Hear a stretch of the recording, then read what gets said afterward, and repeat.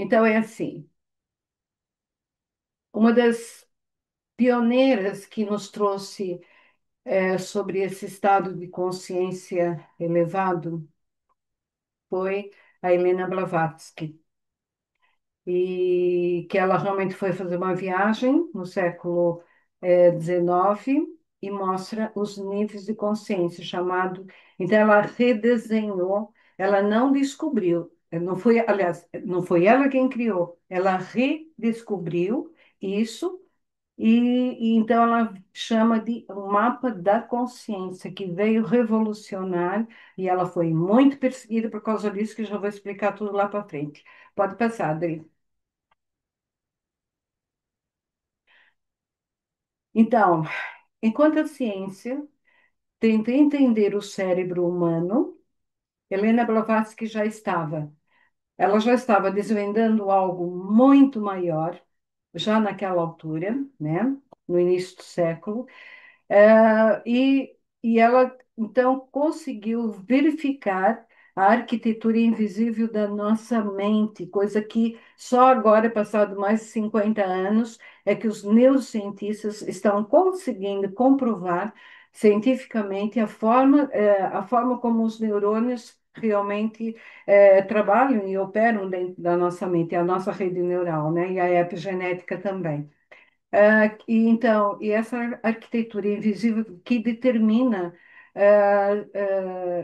em que nível de aprisionamento você vive nessa ilusão, e se você, ou se você, ou seja, se você está aprisionado ou se você é um ser desperto. E é isso que a gente vai aprender a partir de hoje, tá? Vamos para outra. O que que ela descobriu? O que ela descobriu, ou o que ela aprendeu com os monges lá no oeste no Tibete, é algo que foi tão perturbador. Ela própria ficou completamente absorta nisso tudo, que, inclusive, essa informação que ela trouxe para nós no Ocidente, as sociedades secretas tentaram suprimir.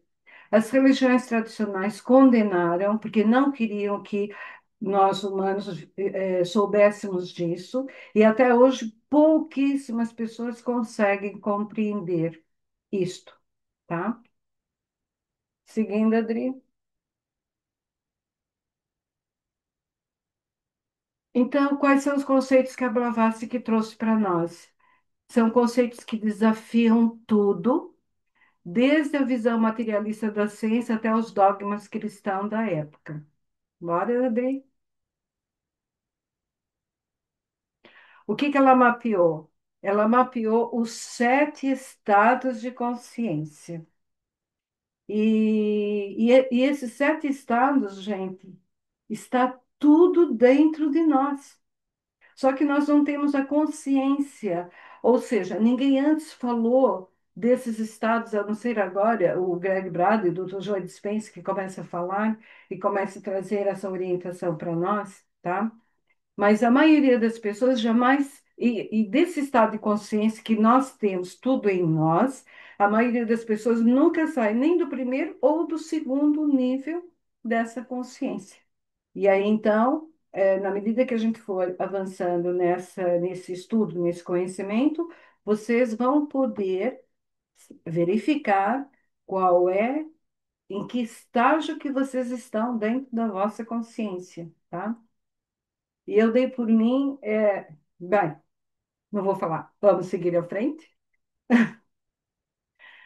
Porque eu sempre tive curiosidade de saber qual era o meu estágio, né? Onde é que eu estava com o estudo, com as minhas habilidades, com a minha capacidade, a minha sensibilidade, e eu vim descobrir coisas assim fantásticas. Bom, cada nível ele vai alterar completamente a sua percepção da realidade.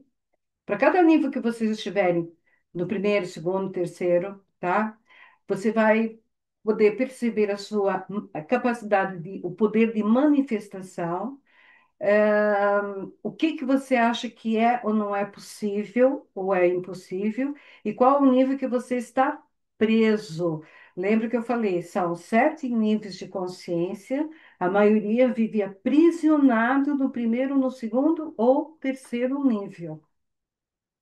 Certeza absoluta, o primeiro e o segundo praticamente estão todos, tá? Mas alguns estão já começando a extrapolar para o terceiro, quarto e o quinto nível, ok? Vamos embora, Adri? Para a gente poder entender, vamos falar um pouquinho de quem é que foi a Blavatsky. É, ela foi uma mulher extremamente ousada, corajosa e que viajou sozinha pelo Oriente, tá? E naquela altura as mulheres mal podiam sair de casa, e quanto muito fazer a viagem sozinha e sem acompanhantes, né? E toda a informação que ela trouxe dessa viagem, todos os seus livros, os seus materiais foram queimados publicamente. Agora imagine a quantidade de informação que nós acabamos por perder. São informações riquíssimas que a Blavatsky conseguiu realmente levantar na altura. Ela foi acusada de charlatanismo e venerada por uns que era uma charlatã, e para outros ela era venerada como um avatar, tá? Para mim, ela sempre foi um grande avatar. Adri? Então, ela nasceu em 1831, numa família aristocrática russa, né? Só que desde cedo ela já era diferente, ela já era sensitiva, tinha mediunidade, ela via coisas que ninguém realmente conseguia entender, e ela então vivia no mundo dela sozinha, porque quem é que entendia nessa altura, em 1831, ela falar que realmente via espíritos, via coisas diferentes, né? Então, ela conversava realmente com presenças invisíveis, sempre tinha realmente os seres, os seus mentores, né? E, e essas visões, muitas vezes, assustavam os adultos, os pais, a família.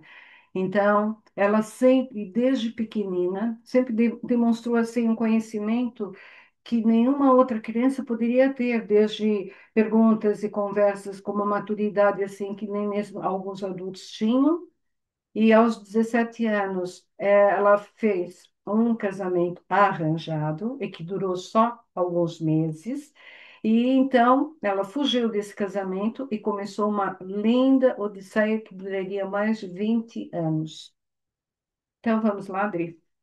Ela viajou por Egito, Grécia, Índia e pelo Tibete, sempre em busca do conhecimento, de entender por que que ela era assim, por que que ela era diferente, se ela iria encontrar pessoas que pudessem explicar a razão dela ter esses dons e essas capacidades, que ela experienciava desde criança. E naquela época, uma mulher viajando sozinha por esses territórios todos perigosos era praticamente um suicídio social. Então, ela foi ridicularizada, foi ameaçada, ela quase morreu em diversas vezes, em vários pontos onde ela realmente fez essa viagem. Ela, mas ela, contudo, nunca lhe foi retirado essa determinação inabalável, porque ela sabia que existia algo além da superfície da realidade e ela estava certa nisso, só que ela precisava encontrar a resposta. Então, em 1856, no Tibete, ela encontra os Mahatmas. Os Mahatmas são seres humanos, são monges tibetanos, tá? Que haviam alcançado níveis de consciência tão elevado que pareciam ter habilidades sobrenaturais. E tinham, na verdade, eles tinham. Eles tinham essas habilidades que o Greg Braden conta aqui no prefácio do livro do Dr. Joe Dispenza. Tinha muitas coisas aqui, é fabuloso se vocês um dia pudessem realmente ler os livros da Helena Blavatsky. Então, esses monges, eles possuem um conhecimento milenar sobre toda a estrutura da consciência humana, eles sabiam mapear exatamente e sabiam determinar o nível e o estado de cada um dos seres. Esses Mahatmas vinham de uma civilização muito antiga E essas revelações não estão em nenhum livro comum. Ela acessou o quê? Manuscritos. E a neurociência só começaria a arranhar 150 anos depois. E é o que hoje o Dr. Joe Dispenza faz, tá? O Dr. Joe Dispenza, para vocês terem uma ideia, ele está entre o quarto e o quinto nível de consciência para fazer aquilo que ele está fazendo hoje conosco. Ok, gente? E o desafio dele é realmente conseguir chegar lá no sétimo nível de consciência. Subindo, seguindo, pronto. Então, a mente humana, o que se descobriu? Na altura, o que que a Blavatsky descobriu? Que não é uma peça única, tá? Mas ele tem vários níveis internos dentro da nossa mente. E esses Mahatmas, eles explicaram para ela que a evolução humana não é apenas física ou biológica. Essa evolução da consciência, ela está acontecendo agora mesmo e nesse mesmo exato momento em todos, na mente, no cérebro de todos os humanos, tá? Então, eu aqui coloquei menos de 5% uma pesquisa, mas já é mais. Está em torno de 20% da humanidade está consciente disto. Consciente, mas não operacional. A maioria das pessoas nasce, vive e morre, permanecendo no mesmo nível de consciência. Ele não sai daquele padrão, não evolui, não. A maioria das pessoas estão dentro desse condicionalismo. Então, como se passasse uma vida inteira dentro de um porão, de um arranha-céu de 7 andares, sem nunca descobrir que podia subir e que estava ali sempre ali no térreo, tá? Pode seguir, Adri.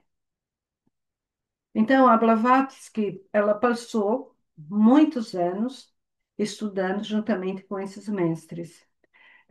E desenvolveu práticas, ela memorizou ensinamentos e em 1873 resolve voltar para o Ocidente e então ela, a partir daí ela sabia que tinha uma missão, que era o quê? Traduzir todo esse conhecimento para uma linguagem que mentes ocidentais pudessem começar a compreender, tá? E aqui começa então o nosso primeiro choque. Então vamos lá. A maioria das pessoas vivem no estado animal físico. Depois tirei aqui a maioria das pessoas ensinou aqui antes do vivem, tem que ser retirado, tá, Adri? Que a gente vai depois dar continuidade, vamos refazer esse material.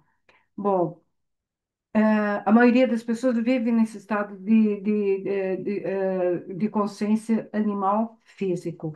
Você acha que tomou decisões conscientes? Você pensa que está no controle da sua vida? Então, aqui, a Blavatsky começa a questionar. Você acha que você está controlando a sua vida?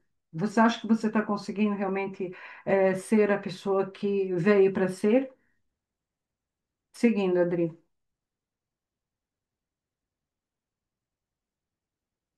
Então, no primeiro nível, em que a gente chama que é o primeiro nível de aprisionamento, nós estamos apenas. Exatamente, Silvia. Então, é assim: nós estamos apenas reagindo, como um autômato biológico.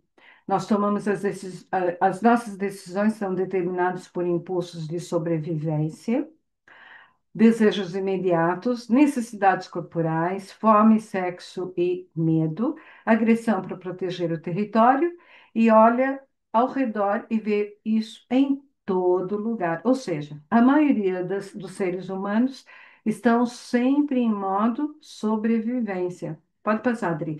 Tanto é que o Dr. Joe Dispenza, a primeira coisa que ele vem tentar combater é pelo amor de Deus, saiam do modo sobrevivência. Ele sempre fala isso. Estar no modo sobrevivência é estar no modo de rebaixamento vibracional, é estar no modo de abaixamento frequencial.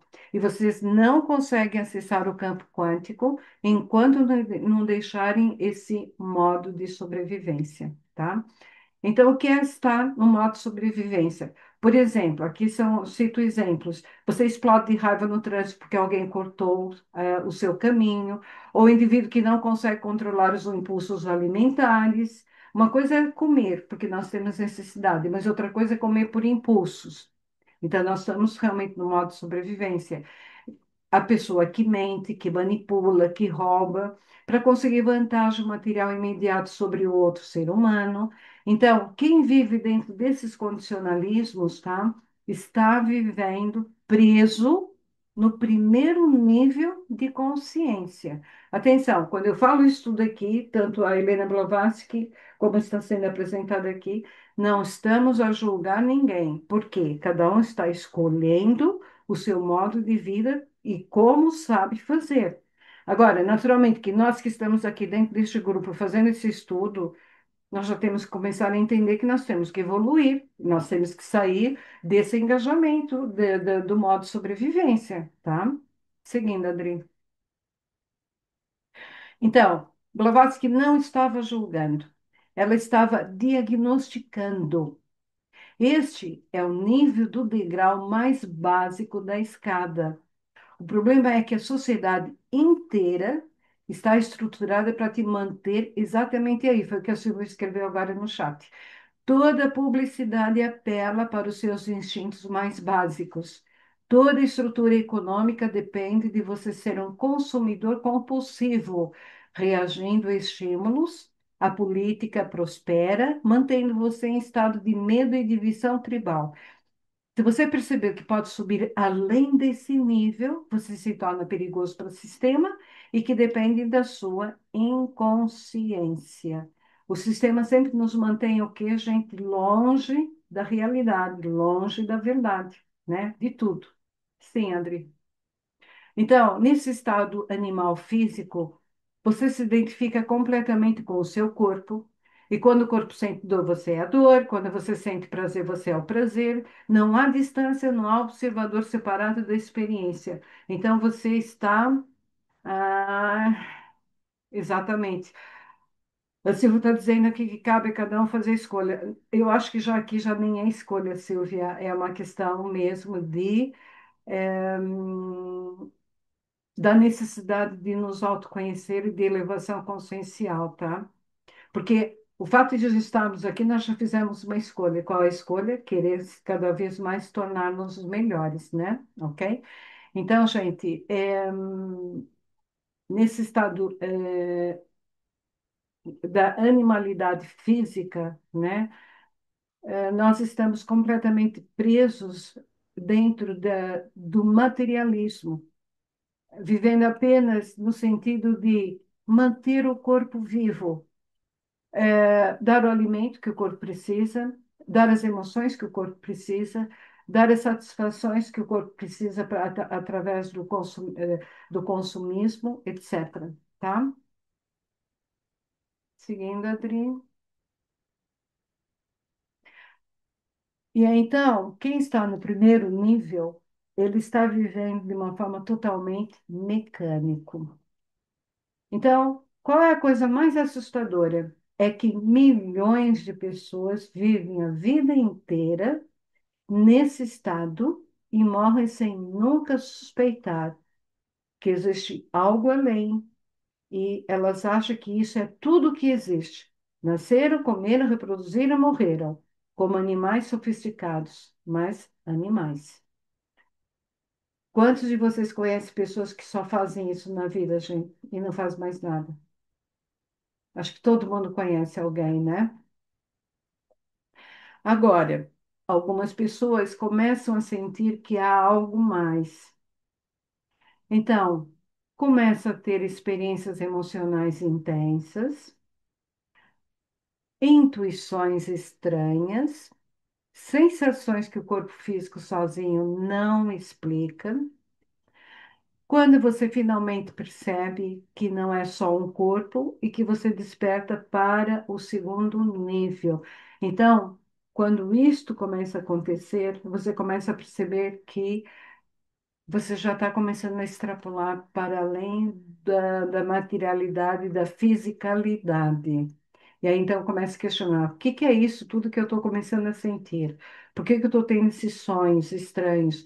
Por que que tudo que eu penso começa a acontecer? Ou aquilo que você chama de intuição, ok? Então, nós agora estamos indo para o segundo nível. Então, vocês perceberam que o primeiro nível, gente, o primeiro nível é viver no modo de sobrevivência, é manter realmente a estrutura física, tá?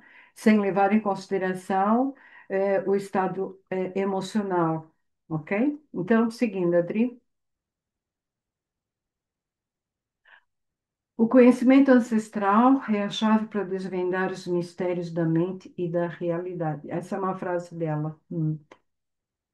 Seguindo. Bom, e aí então, nós já estamos na prisão do primeiro nível de consciência.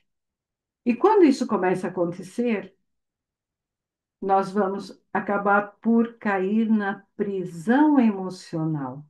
Aqui é que eu quero que vocês prestem muita atenção, porque muita gente faz confusão.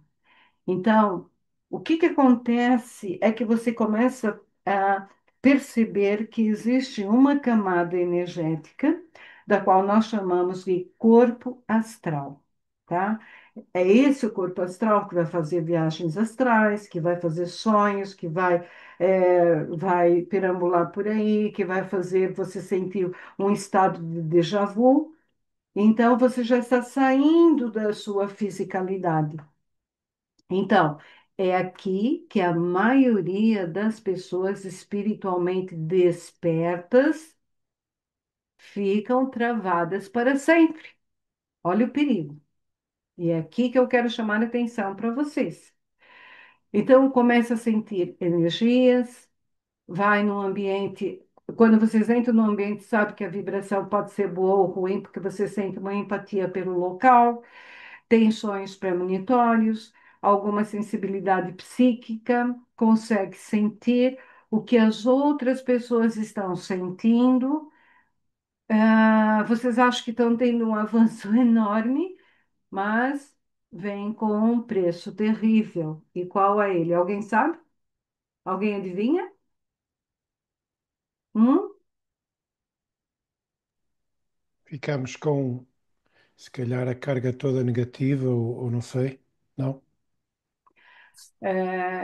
Tá lá no título. Caímos na Ficamos prisão. na prisão emocional, estamos sempre na roda do rato emocional, não é? Yeah, Ficamos a pensar, identificamos-nos com as emoções. exatamente, é isto, tá? Eu acho que estou aqui. Que engraçado, nunca, nunca, nunca tinha ouvido falar sobre isto. Pois não, é por isso que eu falo que aqui é um grupo de estudos dirigido, principalmente orientado pelos mentores. Eu sempre falo isso para vocês, que vocês são um grupo de elite, e eu acho que vocês começam a perceber cada vez mais, quando eu digo isso, que os mentores estão preparando vocês para um projeto ainda maior para o ano que vem. Então, não é por acaso que vocês foram convidados, que vocês sentiram a vontade de vir fazer parte desta família, tá, gente? Ok? Adri, pode seguir? E não é só isso, Nair. Com quantas pessoas nós vamos falar disto? Olha, as que quiserem e Sim, as que. mas está a vir a rede. Por exemplo, agora a Soraya, acho que era a Soraya, e ela agora isto é uma coisa nova. Com quantas pessoas ela vai questionar isto? Não Pois, é? É interessante isto. não, é muito interessante, não é só. E quando vocês realmente estiverem a falar com alguém, e eu sei que vão ter dificuldade em explicar, tragam para o grupo, né? E tragam para o grupo, e a gente está aqui para ajudar e também para as pessoas terem a oportunidade de assistir essas gravações, porque só quem faz parte do grupo é que pode ter acesso a essas gravações, tá, gente? Ok? Oh, Nai, posso só. Agora veio-me aqui uma coisa à mente. Uma das coisas que eu insisto mais atualmente, que é, não é o que acontece connosco, é a forma como nós reagimos emocionalmente a tudo aquilo que nos acontece, para mim acabou por se tornar uma frase-chave, porque a partir daí não é deixar de sentir as emoções, é reconhecê-las, não é? É identificá-las e aprendermos a auto-observar e afastarmos, não é? O suficiente não para as anular, porque nós não as podemos anular, porque faz parte do ser humano, não é? Mas saber lidar com elas e não é deixar de as sentir, mas perceber quanto tempo permanecemos nelas. Seja o que for, não é? Isso. Quanto tempo é que eu permaneço nelas? Eu Exato, posso passar uma vida inteira, eu posso passar um dia, posso passar uma semana, mas também posso só exato. passar uns segundos, porque Uhum, eu identifico aquilo que eu estou a sentir, eu compreendo, não é? Compreendo aquilo que aconteceu e aquilo, como é que eu estava naquele momento para eu ter reagido daquela forma e passo à frente. E esta aprendizagem, que requer muita autoobservação, que requer lá está, o momento presente, a atenção sobre nós próprios, não sobre o outro.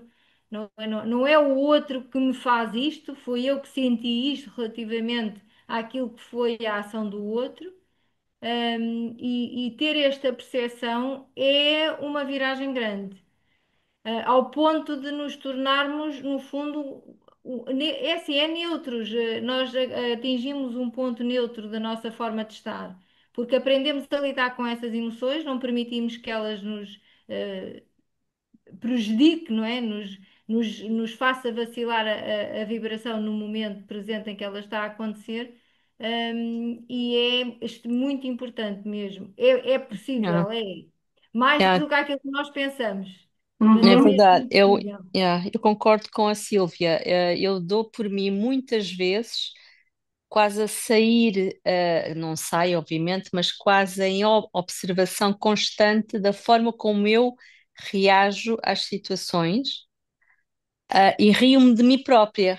Tá. Olha, olha, Soraya, olha como é que tu estás a pensar, olha como é que tu estás a querer reagir, e Hum, Mas muitas é isso vezes, mesmo, não é? Soraya. muito Yeah, É a bem. nossa é isso, é. capacidade de nos rirmos de nós próprios, das Exato, situações, no final. exato. E depois acolho um bocadinho, e acolho e passo um bocadinho a mão,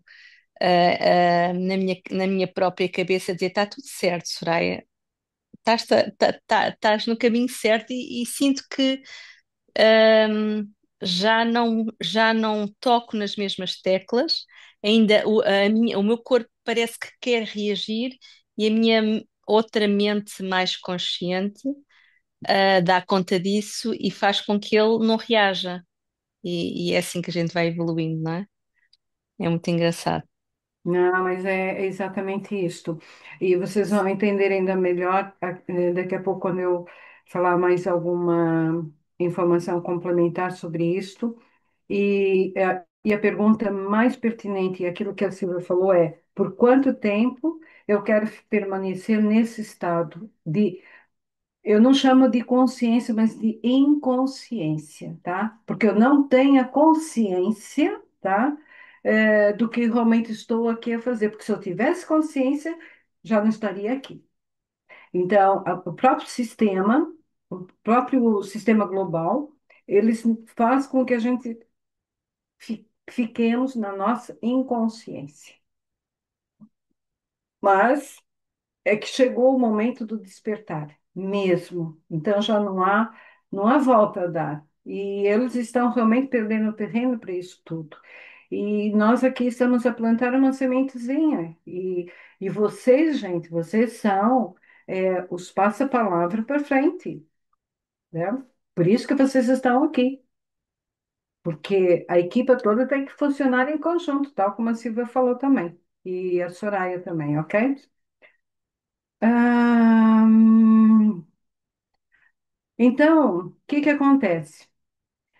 Quando nós somos prisioneiros das emoções, nós nos tornamos marionete, tá? Dos próprios sentimentos, acordamos de mau humor, o dia inteiro ficamos arruinados, E se alguém te critica, você desmorona emocionalmente, sente, e se você sente atração por alguém, perde completamente a razão. É aquela fase do paixão, a paixão crônica aguda, né? Que a gente só vê o lado bom daquele ser humano até que a paixão passe, e aí a gente começa a ver os defeitos nos seus relacionamentos. Então, nós vivemos o quê, gente? Montanhas russas emocionais, tá? Aqui tem uma frase da Helena que é: o potencial da humanidade é infinito e todo ser tem uma contribuição a fazer por um mundo muito mais grandioso. Estamos todos nele juntos, somos um. Lindo. Uhum. Bem assertivo, tá, Adri? A Adri coloca coisas assim super assertivas aqui. Então, gente, no segundo nível, você percebe que não é apenas matéria, mas agora está completamente identificado com o corpo emocional, que nós chamamos do primeiro corpo energético. Nós temos 7 corpos energéticos, que na verdade cada um deles são subdivididos em mais 7, são 49 corpos energéticos, mas que na verdade são infinitos, tá? Porque depois cada um deles vai poder navegar por camadas multidimensionais, que ainda depois, mais tarde, vou trazer essas informações aqui para vocês também. Seguindo, Adri, não sei se tem mais. Bom, este nível é muito difícil de compreender, porque ele é tão hipnótico quanto o primeiro. Porque faz com que você se sinta que está evoluindo espiritualmente. Porque você medita, porque trabalha com cristais, porque você faz yoga, porque você lê sobre a espiritualidade, porque vocês permitem que as suas emoções te controlem, mas no fundo, você ainda está adormecido. Só mudou de prisão, saiu da cela física e entrou na cela emocional. Então vamos ver por quê. Para frente, Adri. Isto, gente, acontece constantemente. As pessoas abandonavam o materialismo puro, mas ficavam presos em dramas emocionais espiritualizados. Então, que dramas são esses, gente? São os relacionamentos kármicos intensos, que as pessoas, por exemplo, os relacionamentos dos casais não conseguem se separar, porque acham que, é karma, eu tenho que viver com isso o resto da minha vida, tá? Que viravam desculpas para comportamentos tóxicos, dependências emocional disfarçados, de conexão de almas gêmeas, manipulação emocional justificada por sensibilidade psíquica. Quantos casais que ouviram falar, esse é minha alma gêmea, então eu vou ter que aturar para o resto da vida. A gente, isso é viver numa prisão? Não existe isso. Uma alma gêmea nunca, para falar a verdade, isso tem que ser desmistificado, porque o conceito da alma gêmea existe. Nós temos a nossa alma gêmea, mas não quer dizer que aquela alma gêmea venha trazer alegria e felicidade para o resto da nossa vida. Por quê? Porque cada alma tem o seu percurso, cada alma tem o seu contrato, cada alma tem o seu grau evolutivo, que geralmente é diferente.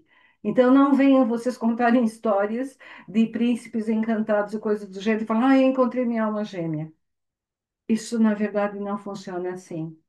Por isso que eu falo no atendimento, quando eu leio e vejo que é uma alma complementar, assim, a alma complementar traz mais felicidade, união, parceria do que uma alma gêmea. Sim, Silvia. Desculpa, é que aqui já há uns tempos atrás eu estava a refletir sobre essa questão da alma gêmea e para mim, foi só para mim, estou a partilhar agora que ainda não tinha partilhado isto com ninguém. Eu cheguei à conclusão que a nossa alma gêmea, pelo menos, somos nós próprios, porque é a aceitação do nosso lado sombra, é a outra metade que nós procuramos que nos complemente, como tu que acabaste de dizer, a alma complementar é uma coisa, mas eu acredito que esse sentimento de completude é o outro lado nosso que nós não queremos ver, porque temos que o olhar, que o entender e que o aceitar e integrar, porque é o nosso outro lado, é o outro eu, é a minha sombra. E essa é a minha alma gêmea. Não, não é Eu bem foi à assim. conclusão que eu cheguei. Ok, Pelo menos para Silvia, mim fez-me sentido. mas você estava no bom caminho. Mas todo ser humano, tá? Tem os dois lados. Todo ser humano. O lado luz e o lado sombra. Todos, ok? Mas quando eu falo alma gêmea, é uma outra mônada, tá? É uma outra alma que nasceu junto, por isso que a gente chama de alma gêmea, que foi é uma subdivisão da mônada. A mônada está ali e pode ser subdividido em mais de em 14 pares, 144 pares, depende da Então, mônada. mas não deixa de ser um dos fractais Sim, também. sim, sim, sim. É isso? Só que, ao contrário de toda a literatura que fala isso, realmente eu tive uma conversa, gente, espetacular com o Crane, e ele me disse assim, não existe limites, não existe essa história dos 144, dos 14 ou de 11 almas gêmeas, não existe isso. Elas podem ser infinitas. Então, é a mente humana que tem que conceber uma informação e viver aprisionada nesse conceito. Lá está. É um condicionamento também, é um condicionalismo. Não é nada disso. Nós somos muito além, muito mais do que isso tudo. E é o que eu quero realmente trazer isso aqui para vocês, porque há 20 anos atrás, quando eu falava isso, gente, vocês não imaginam a quantidade de crítica, como eu fui condenada, julgada pelos terapeutas que falavam isso, a história inteira. E eu calei-me, tá? Porque era muito à frente daquilo que todo mundo dizia, percebe? Mas hoje em dia já começam a ter alguns terapeutas que, através dos seus mentores, começam a trazer informações mais coerentes, como a Mônica de Medeiros, como essa própria Helena Blavatsky também, que foi revolucionária no período que ela viveu, e muitos, alguns que realmente hoje em dia trazem essa história para nós, tá? E esclareça-me, Nair, uma algema é o seu filho, um Hã? pai, Não, uma mãe? desculpa, Lena, começa de novo que eu não entendi. Esclareça-me, então, uma alma gêmea não tem que ser necessariamente uma parte amorosa no sentido de um companheiro, pode, ou uma companheira, pode ser uma filha, uma mãe, um pai, não é? É uma alma que Sim. subdividiu e que está fazendo o seu percurso e que hora pode ser homem, hora pode ser mulher, hora pode ser animal, hora pode ser. Pronto. Então, muitas vezes acontece de você se reconhecer uma alma gêmea através do filho, através do pai.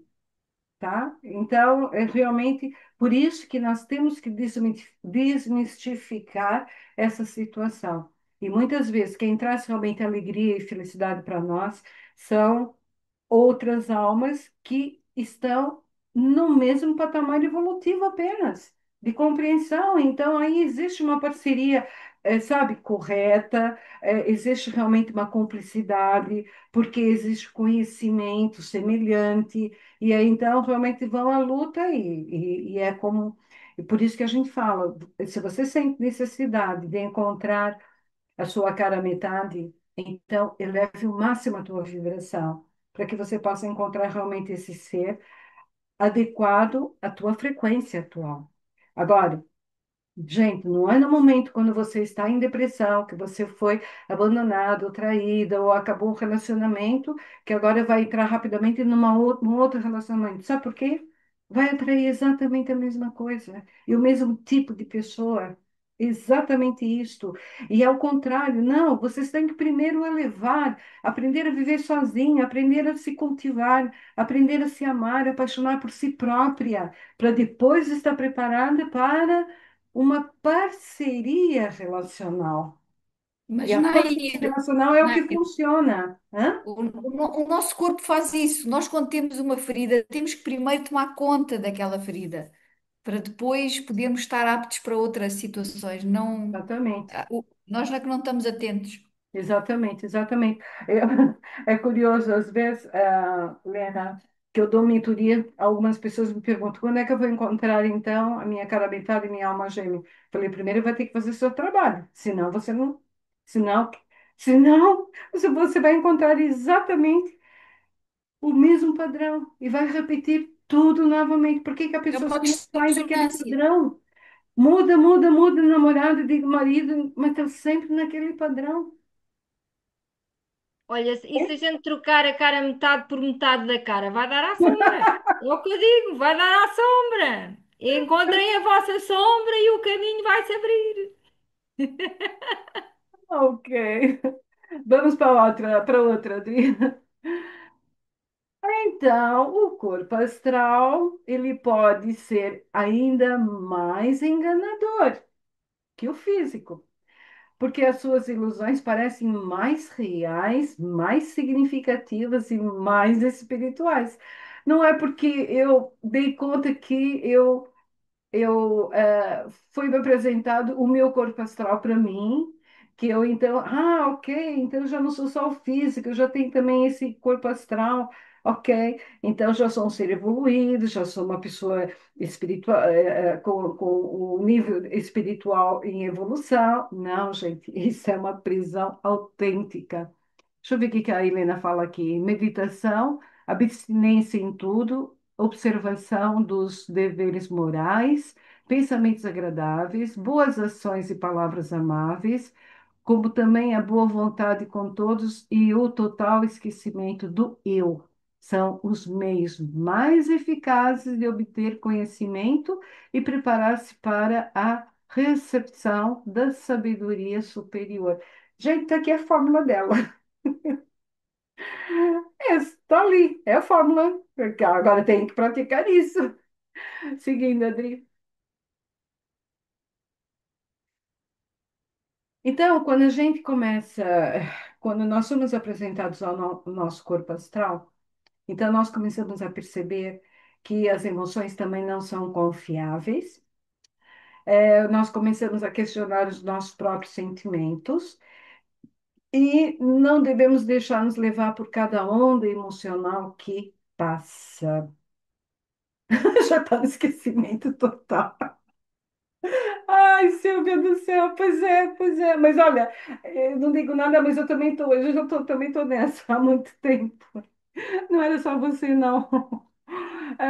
Porque eu já refiz, sei lá, não sei quantos milhões de neurônios da minha mente, então já há coisas que eu já não penso, já não faço, já não atuo, portanto, e a gente esquece mesmo, tá? Seguindo, Andri, a minha amnésia. Olena. Opa! Então descobre o poder da mente. Pronto, Adri, pode tirar isso e vamos só falar mais um bocadinho.